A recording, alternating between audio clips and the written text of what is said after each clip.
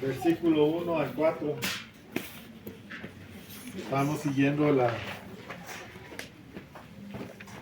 serie, la ley de Cristo, la doctrina de Cristo. Amén. Es fundamental. Acuérdese que Jesús nos enseñó principios fundamentales que nos ayudan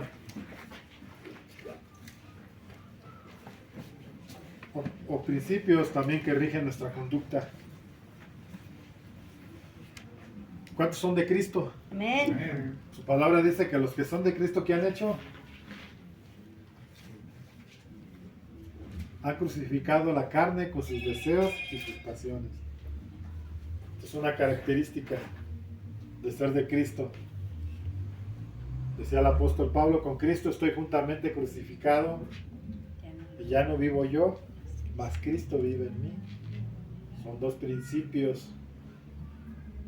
Y este pasaje a mí me gusta porque nos enseña la conducta, la actitud correcta. Acuérdense que la palabra de Dios nos insta a predisponernos. Yo me quedo pensando mucho en cómo el rey David había entendido la manera correcta de conducirse. Y él desde que iba a buscar a Dios, ya iba predispuesto, ¿se acuerdan? Él ya tenía en su corazón la forma, él ya conocía cómo era la forma correcta en la cual Dios iba a agradarse de su corazón. Y él decía, entraré por sus puertas con acción de gracias. ¿Cuántos trajeron hoy un agradecimiento a Dios? Amén. ¿Por qué? Porque nos da vida, porque nos da la oportunidad de ver el sol. Bueno, hoy no hay sol, pero nos dio la oportunidad de levantarnos y poder encaminar nuestros pies hacia acá. Estamos agradecidos porque pues simplemente tenemos la dicha de conocerlo. ¿Cuál era la primera actitud del rey David? Entrar por sus puertas con acción de gracias. Y luego por sus atrios. ¿Cuáles eran los atrios? Los atrios eran ¿cómo se llama? Un patio grande, donde él tenía que caminar algunos metros, pero dentro de ese caminar, él ya iba en su corazón, ya tenía el razonamiento, ya tenía la inquietud y la actitud correcta que iba a llevar. Entraré por sus atrios, ¿cómo? Con alabanza. Entonces, son principios que la palabra nos enseña y a mí me gusta mucho este pasaje porque tiene que ver con esto. Ahorita lo vamos a ver cómo se va a entrelazar. Esta enseñanza Jesús se la dio al pueblo de Israel y nos la da también a nosotros en cuanto a cómo debemos de conducirnos. Desde toda la serie que hemos estado viendo, Jesús nos enseña, nos prevé, o sea, nos enseña que seamos también previsores. Bueno, entonces vamos a leer. Dice, guardaos de hacer vuestra justicia delante de los hombres para ser visto de ellos. De otra manera no tendrías recompensa de vuestro Padre que está en los cielos. Cuando pues des limosna, no hagas tocar trompeta delante de ti, como lo hacen ¿quién? Los hipócritas en las sinagogas y en las calles, para ser vistos, para ser alabados por los hombres. De cierto os digo que ya tienen su recompensa. Mas cuando tú des limosna, no sepa tu izquierda lo que hace tu derecha, para que sea tu limosna en secreto, y tu Padre que ve en lo secreto te recompensará en público. Hasta ahí. Está hablando de una condición de un hombre. Miren, aquí habla de dos cosas importantes. En primer lugar, hace notar que no debemos hacer nuestra justicia, o sea, guardaos de hacer vuestra propia justicia, o sea, no catalogarnos a nosotros mismos como buenas personas. Ah, yo soy bueno. Ah, yo hago esto, yo hago lo otro, yo merezco. Eso es lo que está hablando. Hay muchas personas que se consideran a sí mismos buenos porque a sí mismos se aprueban porque hacen cosas buenas. Y aquí la palabra de Dios nos está enseñando algo más profundo. Nos está enseñando que nosotros no somos tan buenos como pensamos, porque hay cierta codicia en lo más profundo de nuestro corazón. Cuando Jesús estaba entre nosotros, entre los hombres, hubo un hombre y llegó y le dijo: Maestro, dile a mi hermano que comparta su herencia conmigo. O dile a mi hermano que no se quede con la herencia, que la comparta conmigo. Y Jesús no necesita que le digan qué hay en tu corazón. Jesús no necesita que alguien le comente quién eres tú, porque Él lo conoce, Él te conoce en lo más profundo de tu corazón. Y la palabra dice que Dios conoce nuestros pensamientos e intenciones. Él sabía cuál era el verdadero motivo, la motivación que movía a este hombre. No era el hecho de que le hiciera justicia y dijera: ¿sabes qué? Pues sí, tu hermano te tiene que compartir. No era ese el problema. El problema de ese hombre era la codicia que había en su corazón. Y Jesús le dice: ¿quién me puso a mí como partidor de herencias? Y voltea y le dice a la multitud: un hombre tenía unos graneros y pensaba en su corazón: tumbaré mis graneros y los haré más grandes. O sea, había mucha codicia en su corazón. Jesús estaba sacando a flote lo que había dentro de aquel varón. Y cuando Jesús le saca o comenta esta, ¿cómo se podrá decir? Esta parábola o esta comparación, le dice: un hombre tenía un granero y lo mandó tirar y dijo: lo haré más grande. Pero en la noche oyó una voz que le dijo: hoy vienen a pedir tu alma y todo lo que tengas, ¿de quién será? ¿Se acuerdan? O sea, Jesús conoce la verdadera intención del corazón. Y aquí dice: no hagas, ¿cómo dice? Dice: guárdate de hacer tu propia justicia, guárdate de creerte que tú eres merecedor de todo. La actitud con la que tú debes de conducirte es una actitud humilde.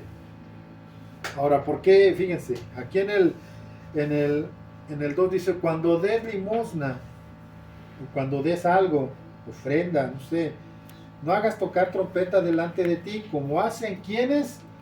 Los hipócritas. ¿Qué es un hipócrita? Un hipócrita es alguien que tiene apariencia de bondad. Un hipócrita es alguien que tiene apariencia de ser buena persona, pero lo que hay dentro de su corazón es lo que fluye hacia afuera. Nuevamente les vuelvo a repetir: Jesús decía: de la abundancia del corazón habla la boca. De lo que hay en tu interior, eso es lo que expresas. ¿A quién se refería como hipócritas? Jesús estaba haciendo una denuncia pública. Esto era lo que estaba haciendo Jesús a través de sus enseñanzas. Nos estaba enseñando, claro, valga la redundancia, nos estaba enseñando la conducta correcta que debíamos de tener. Pero hace una comparación con los religiosos de ese entonces, con aquellas personas que se jactaban de ser espirituales. Hace una comparación con aquellas personas que en ese tiempo eran guías del pueblo de Israel espiritualmente. Y muchas veces Jesús les recriminó y los denunció y los despojó o los exhibió. de una manera pública a estos hombres llamados escribas y fariseos, porque ellos creían que ellos eran la máxima expresión de la perfección espiritual. Ellos decían: nosotros somos intérpretes de la ley, nosotros conocemos la ley. Sí, la conoces pero no la aplicas, la conoces pero no la vives. Eso es un hipócrita. A ellos se refería Jesús. Hemos estado viendo esa comparación que hace Jesús desde que comienza el Sermón del Monte hasta donde termina en el capítulo 7, donde termina ese convenio de leyes o de doctrinas que Él nos enseña, y siempre hace la comparación hacia los guías espirituales de ese tiempo. Y Él denuncia lo que hay en su corazón. Vamos a abrir nuestras Biblias ahí en Jeremías. Permítanme que no he sacado mi...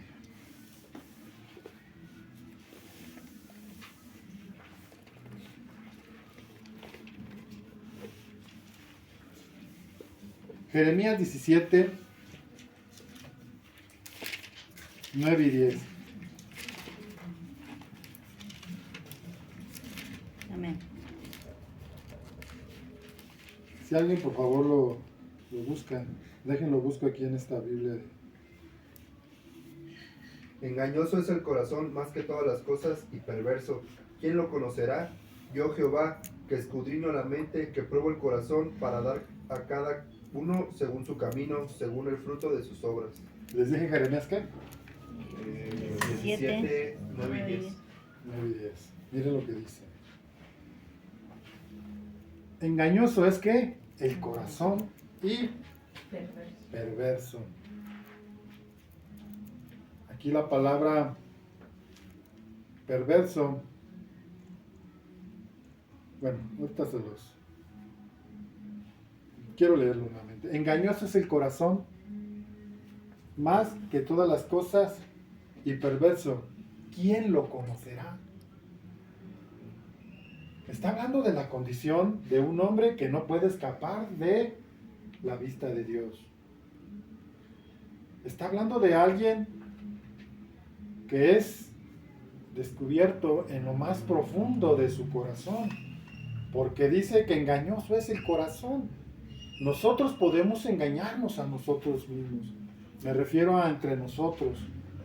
Nosotros podemos presentarnos como personas atentas, quizás amorosas, pero en lo más profundo de nuestro corazón hay una carencia, porque no ha sido renovado, porque no ha sido restaurado. Y aquí la palabra para perverso se utiliza el verbo akov, ya lo habíamos visto antes, que también se puede traducir como akov, como un corazón torcido, hinchado de orgullo, lleno de perversidad. Eso significa esa palabra akov, un corazón hinchado de orgullo. ¿Quién es una persona orgullosa? ¿Quién es una persona que tiene esa condición? El apóstol Pablo hablaba mucho acerca de morir a nosotros. Jesús también lo hablaba. Jesús dijo: el que no toma su cruz y me sigue, no es digno de mí. Cuando Jesús hablaba de la cruz, Él hablaba porque era, en aquel entonces, era, ¿cómo se podría decir? Era la pena de muerte. Sí, era la pena de muerte que había en aquel entonces, como hoy decir la silla eléctrica o la cámara de gases. En aquel tiempo la cruz era sinónimo de muerte. Y Jesús dice: el que no toma su cruz y me sigue, no es digno de mí. Es decir, yo tengo que morir a lo que yo soy. Tengo que reconocer quién soy delante de Dios. Tengo que morir a esa vida de orgullo, de vanidad que yo llevo, para poder alcanzar la misericordia de Dios. Dice: ¿quién conocerá? Engañoso es el corazón más que todas las cosas y perverso. ¿Quién lo conocerá? Se está preguntando, se está haciendo una pregunta el profeta Jeremías, pero dice en el 10, Dios le contesta y le dice: yo, el Señor, o yo Yahvé, o yo Jehová, o yo que escudriño la mente. ¿Qué hace Dios? Escudriña. ¿Qué es escudriñar? Llega hasta lo más profundo. Escudriño la mente y que pruebo. ¿Qué es probar? O sea, Dios conoce y dice, yo sé tu intención y te voy a probar. Y pruebo el corazón para dar a cada uno, ¿qué? Conforme a su ¿qué? Conforme,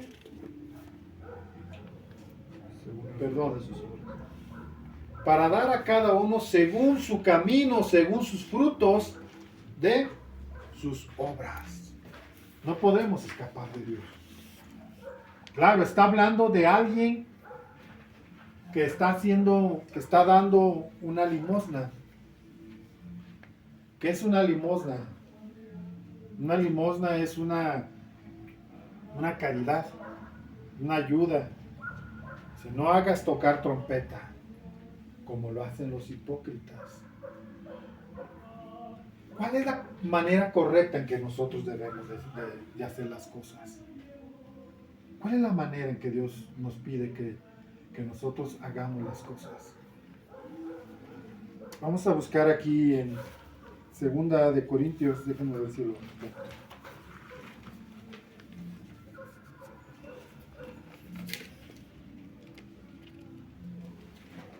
Segunda de Corintios, se lo quiero leer. 8.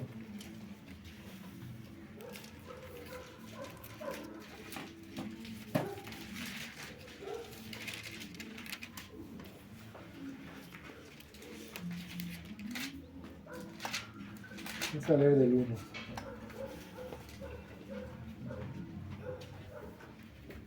Segunda de Corintios 8:1. Así mismo, hermanos, os hacemos saber la gracia de Dios que ha sido dada a las iglesias de Macedonia, que en grande prueba de tribulación, la abundancia de gozo y de su profunda pobreza abundaron en riqueza de su generosidad. Pues doy testimonio de que con agrado han dado conforme a sus fuerzas y aún más allá de sus fuerzas, pidiéndonos con muchos ruegos que les concediésemos el privilegio de participar en este servicio para los santos. Y no como lo esperábamos, sino que asimismo se dieron primeramente al Señor y luego a nosotros por voluntad de Dios. Miren lo que está hablando. Esta es la actitud correcta. Decía un predicador que fue mi maestro en la escuela de Cristo que yo cursé. Y él decía algo muy hermoso. Decía, Dios no quiere tus riquezas. Dios no quiere tus cosas en general. Dios quiere tu corazón.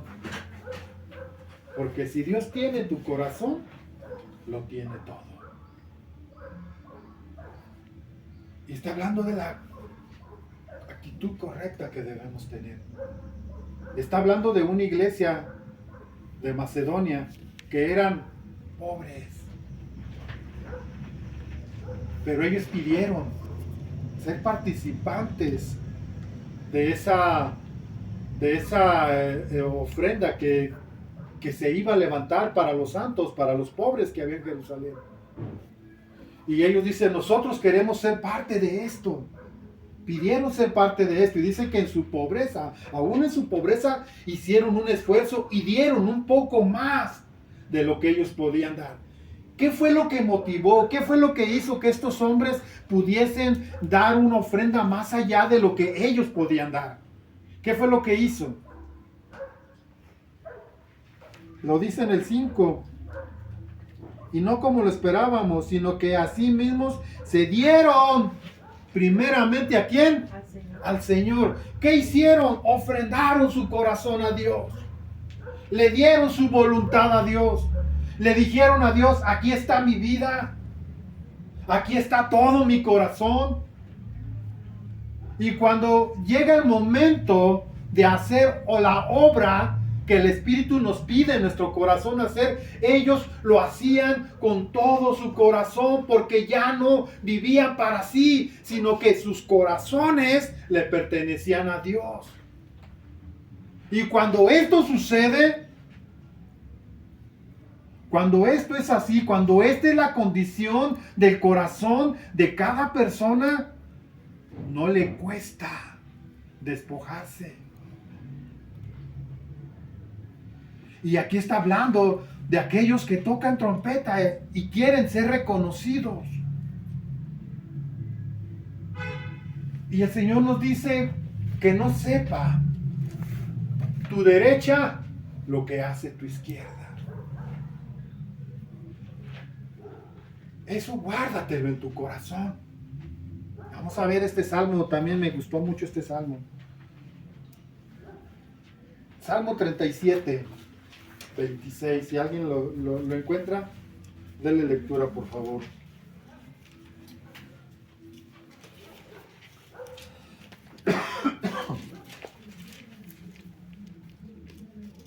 En todo tiempo tiene misericordia y presta, y su descendencia es para bendición. ¿El Salmo 37, 26? Sí. Bueno, yo tengo otra versión. ¿Alguien trae otra? A ver, hermano Mike. Dice eso. Mejor es lo poco, lo justo, que las riquezas de muchos pecadores. Sí, es otra versión. Salmo 37, 16. Sí, 37, 26. 26. Sí. Ah, muy bien. En todo tiempo tiene misericordia. En todo tiempo tiene misericordia y presta, y su descendencia es para la bendición. Esta versión me gusta mucho. A ver, por favor, Carmen. Los justos siempre prestan con generosidad y sus hijos son una bendición. Dice esta versión, los justos están siempre dispuestos a dar sin esperar nada a cambio. Y los hijos son una bendición. Y sus hijos son una bendición. Todo esto siempre conlleva una consecuencia. Estos pasajes no son gravosos ni son difíciles de entender. Jesús siempre nos habló de una manera sencilla, siempre nos enseñó de una manera sencilla. Y déjenme regreso ahí.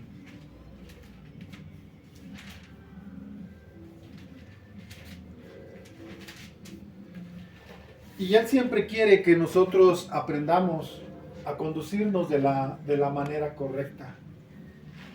Él es claro cuando nos dice que tal es su pensamiento del hombre, tal es él. Tal es su pensamiento. O sea, así como yo pienso, así soy, así actúo. Y cuando la palabra de Dios nos quiere instar, el apóstol Pablo le decía a Timoteo, insta a tiempo y también fuera de tiempo. O sea, la palabra de Dios es la manera que nos rige en nuestra conducta. ¿Qué dice allí creo es segunda de Timoteo 3:16? Si alguien lo encuentra, por favor, léalo.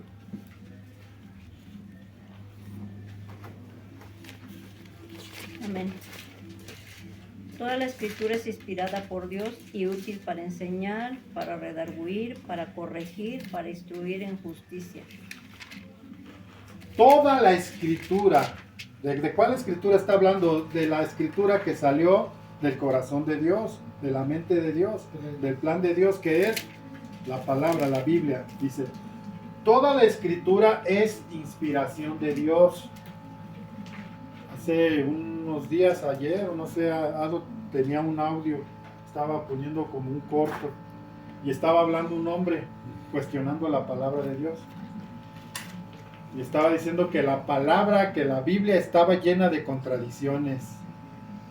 Estaba llena de errores, de cosas que a nosotros, en pocas palabras, los que nos regimos según la palabra éramos unos ignorantes, porque la palabra de Dios se contradecía también, se contradice, está llena de errores, hay muchas cosas que yo no sé por qué ustedes las siguen, pero aquí nos está hablando claramente.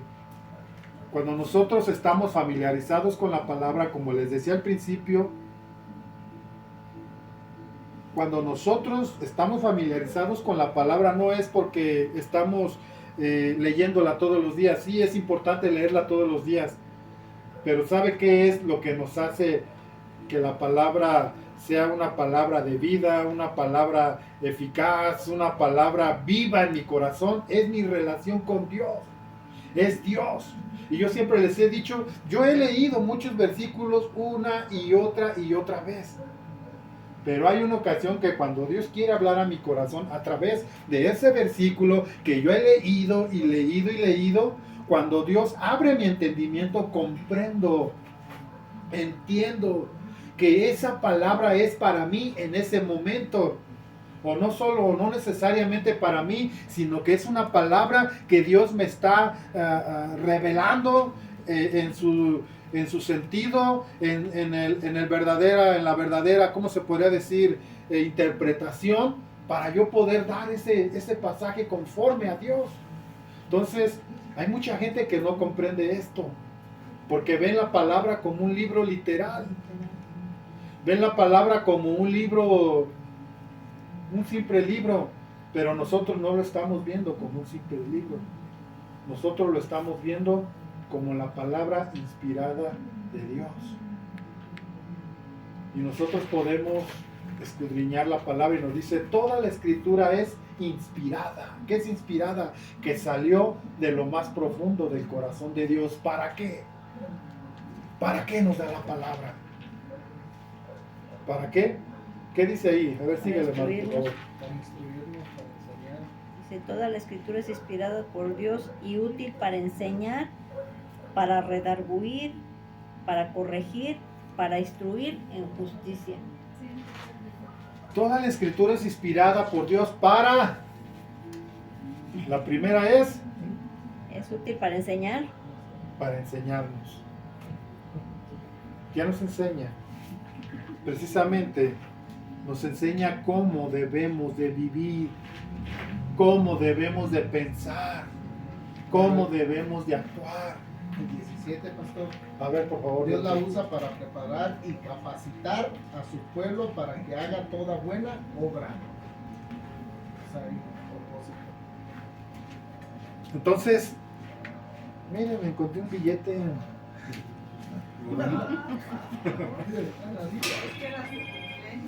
Ah, era mi cumpleaños. Es que esta Biblia me la regalaron.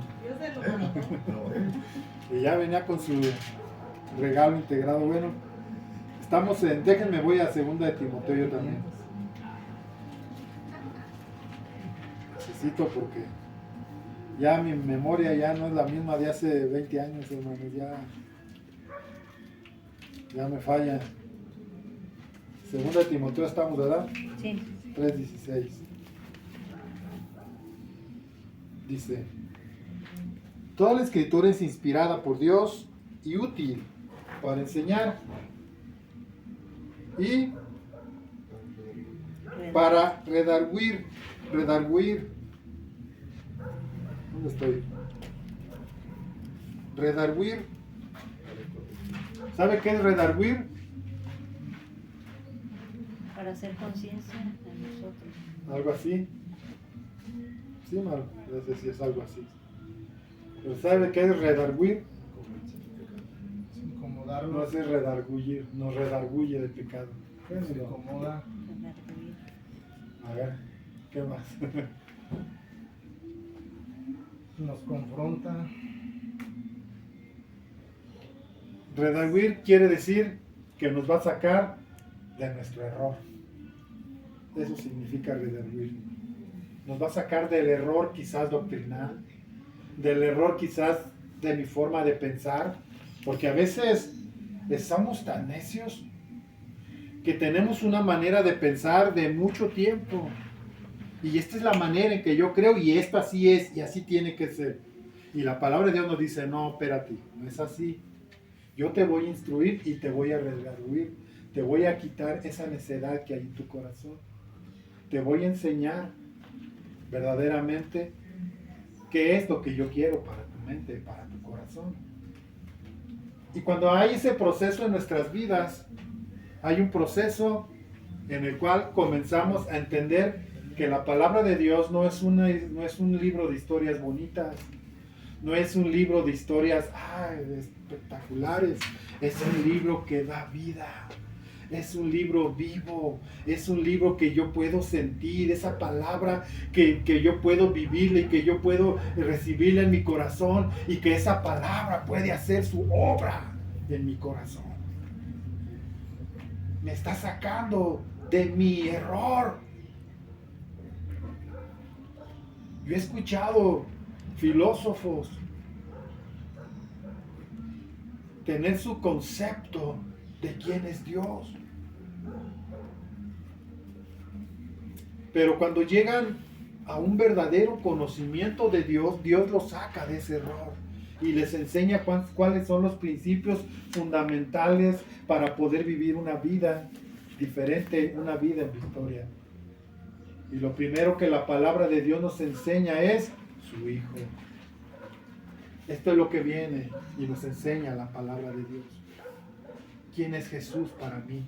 ¿Quién es Jesús para ti? Les vuelvo a repetir. Los judíos tenían un concepto de Jesús, pero no era el correcto. Jesús les pregunta, ¿quién dicen los hombres que soy yo? ¿Se acuerdan? Yo uso mucho este verso. ¿Y ellos qué decían? Unos dicen que eres Juan, otros dicen que eres Jeremías, otros dicen que eres Elías, que ha resucitado, otros dicen que eres Juan, que ha resucitado de entre los muertos. Y Jesús les dice, ¿y ustedes?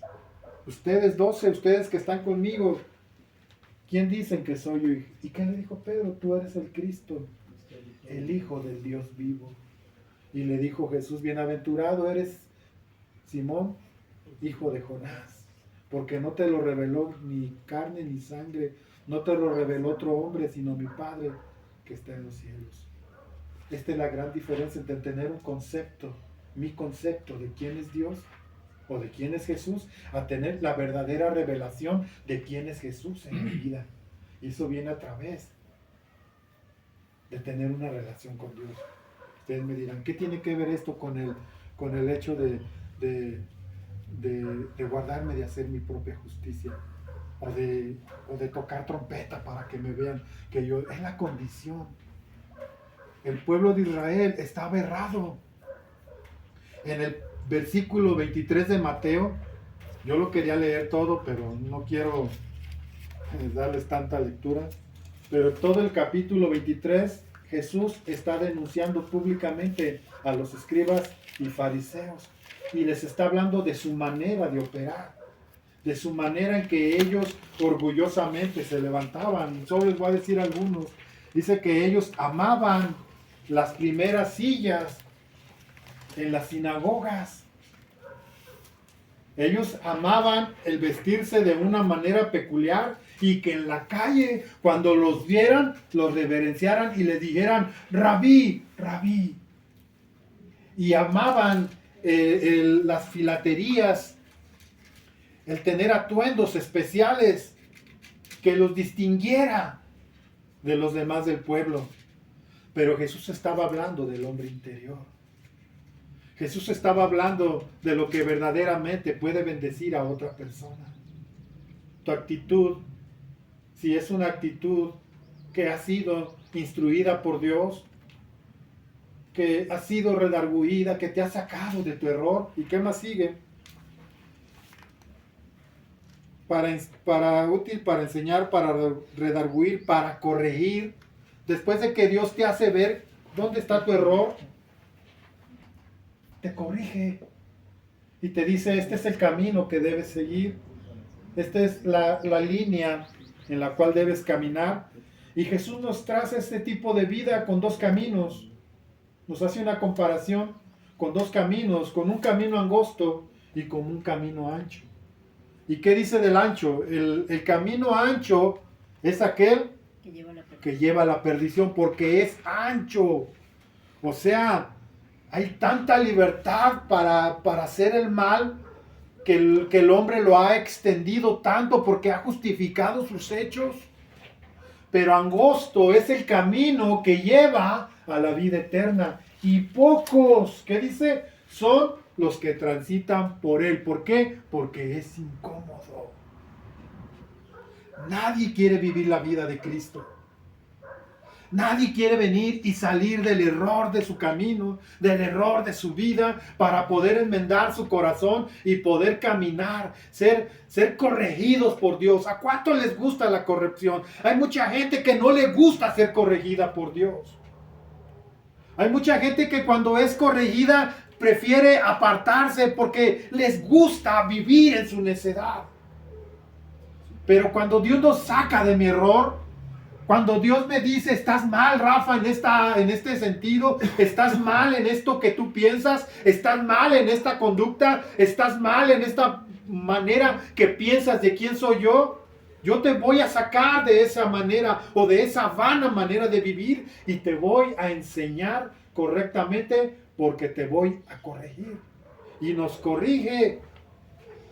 Y ya cuando tú aceptas la corrección, le estás diciendo a Dios, sigue obrando en mí.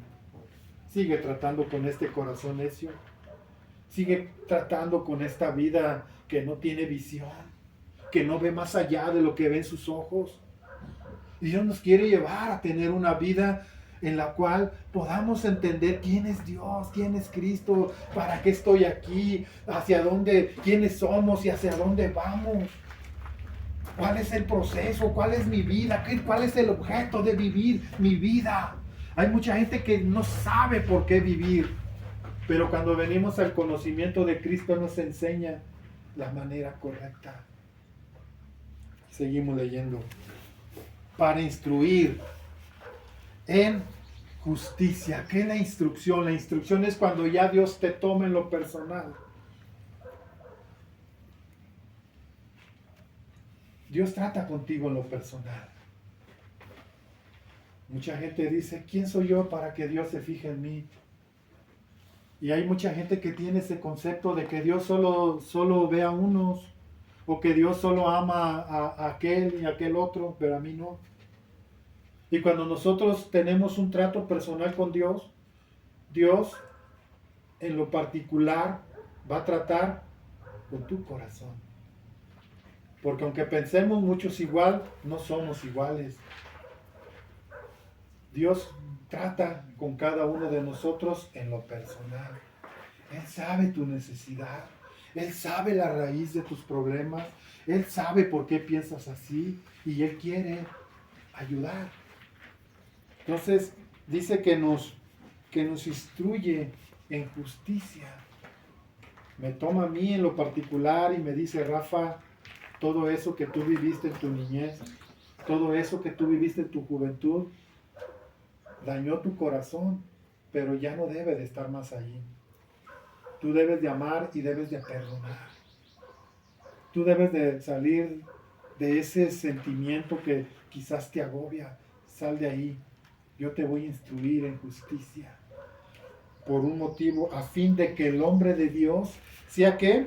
Sea perfecto. ¿Qué quiere Dios? Que seas perfecto según Dios, no según el hombre. Porque el hombre tiene un concepto también equivocado de la perfección. Dios conoce nuestros corazones. Eternamente preparado. ¿Para qué? Para toda buena obra. ¿Para qué Dios nos prepara? Para toda buena obra. Ese es el fin de Dios. Ese es el fin de la palabra de Dios. En nuestras vidas, prepararnos para toda buena obra. Y me gusta tanto este versículo que leí. Nunca le había puesto atención a de 2 de Corintios 8:5. La manera correcta es cuando yo me ofrendo a Dios. Cuando yo le digo a Dios, aquí estoy, Señor. Aquí estoy, moldéame. haz conmigo como quieras. Aquí estoy cansado de vivir mi vida como yo la quiero vivir. Ahora te ofrendo mi corazón y haz con él lo que tú quieras. Y cuando tú tienes esta actitud, todo lo que tú haces, estoy seguro que va a bendecir a otros. Solo una palabra, solo una actitud tuya podrá confortar el corazón de alguien más.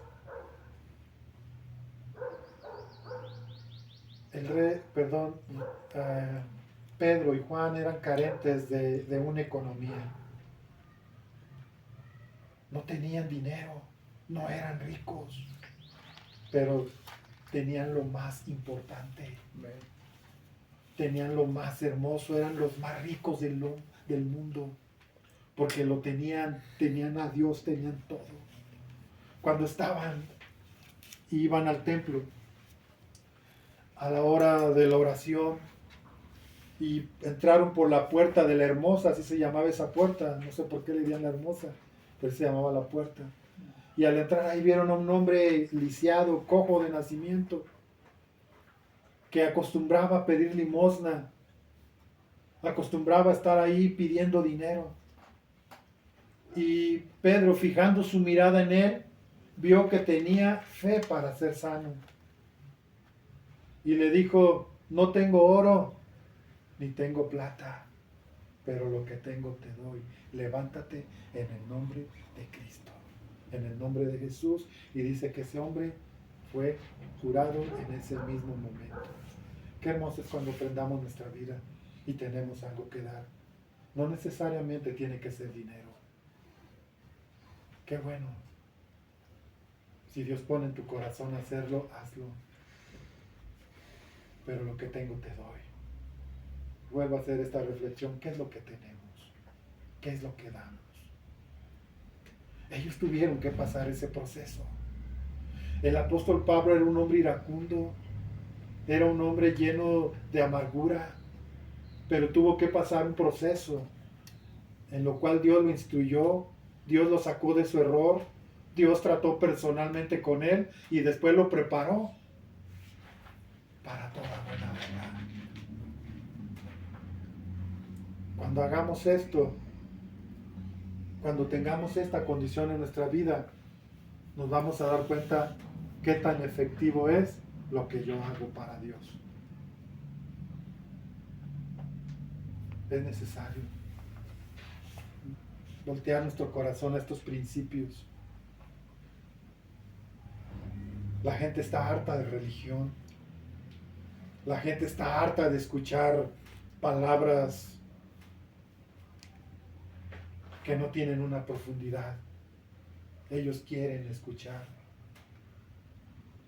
una palabra que verdaderamente tenga peso y que salga de tu corazón y del mío, que salga de nosotros como iglesia. La gente tiene necesidad de Dios. Y tú y yo somos ese pueblo que Dios escogió. Amén. Para anunciar las virtudes de aquel que nos llamó, ¿de dónde? De las tinieblas a su luz admirable. Amén. Vosotros que en otro tiempo no erais pueblo. Estábamos alejados de Dios, pero nos dio esa oportunidad para anunciar las virtudes de aquel que nos llamó de las tinieblas a su luz admirable. ¿Cuánto le dan gracias a Dios por esto? Amén. ¿Cuántos sienten ese privilegio de decir, yo soy ese pueblo de Dios? Amén. Más yo. Cierren sus ojos. No sé si tardé poco o mucho. Creo que fuera poco. Bueno, ni modo. Padre, gracias por este pequeño pueblo que hoy tienes aquí. Aunque somos pocos, queremos hacer ruido, Señor. Aunque somos pocos, Señor, tú puedes hacer obras grandes. Si tan solo entendemos, Padre, la condición que había de estos hombres.